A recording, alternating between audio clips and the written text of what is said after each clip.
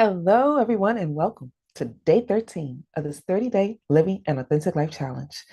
This day, we are going a little bit deeper on purpose because there are a lot of people that keep wondering what is their purpose and asking that question and not getting a clear response.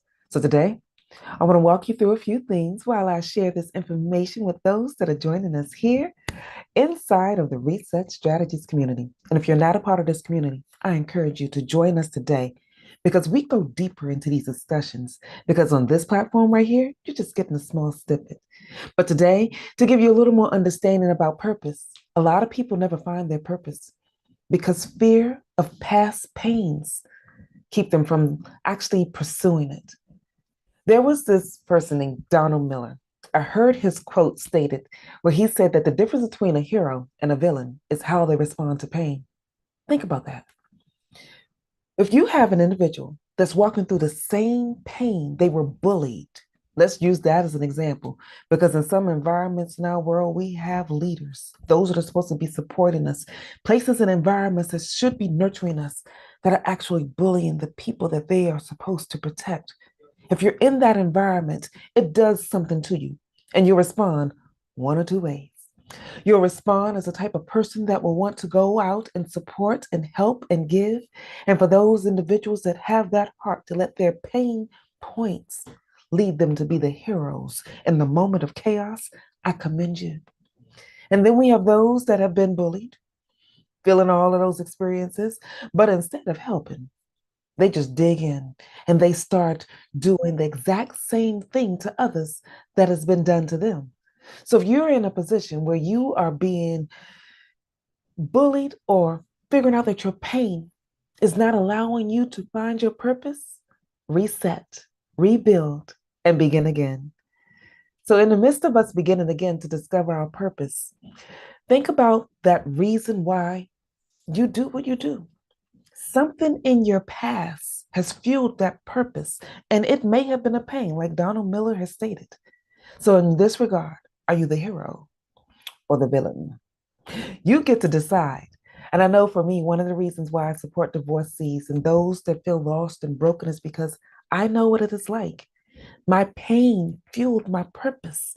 And I am clear that when it shows up over and over again, you'll keep experiencing the same moments to really prove to you how you show up in the world. And if your chaotic moments fuel you to decide, I'm going to be the one that stands in the gap to make certain that no one has to step on the landmines that I have already crossed. That's what my purpose does for me.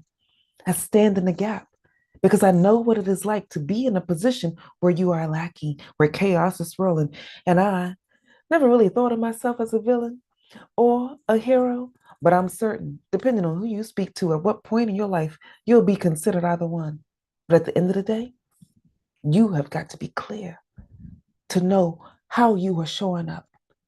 And one of the things I've shared with my children time and time again, you were born in purpose, on purpose, for purpose. It is already in you. And if you stop letting fear, that false evidence that appears real, to hold you hostage, you'll discover your purpose. Because each of us walks into this world with that light inside of us. You know, that little kid that you see that just does things, and you're just wondering, okay, if they just pay attention to what's going on around them, don't let their light be dimmed. For a lot of us that were bullied in our world, that light got dimmed. And as a result, you lost your purpose. As a result, you're no longer functioning in the capacity that supports you. So here's what we can start doing to stop letting our purpose be hidden among us. Write down that painful experience. What was it that you experienced that is shaping how you think and how you move today? And when you think about that, think about some strategies that you can begin to get out of it. That'll be your starting point and your turning point from moving pain into purpose because it can be done. And I know it is not going to be easy. You're going to start facing some fears that you did not pay attention to a long time ago that just started compounding over and over again. To get through that part, I want you to start thinking about the areas of your life that you're hesitating to move. Where do you stop showing your brilliance? Where are you letting your light be dimmed? Start speaking and serving and supporting in those areas. You can begin doing this exercise because this is something that I did. Take out a sheet of paper, put a line down the center. On one side of that sheet of paper, make a list. Fear says whatever that false evidence that's appearing real to you is trying to tell you.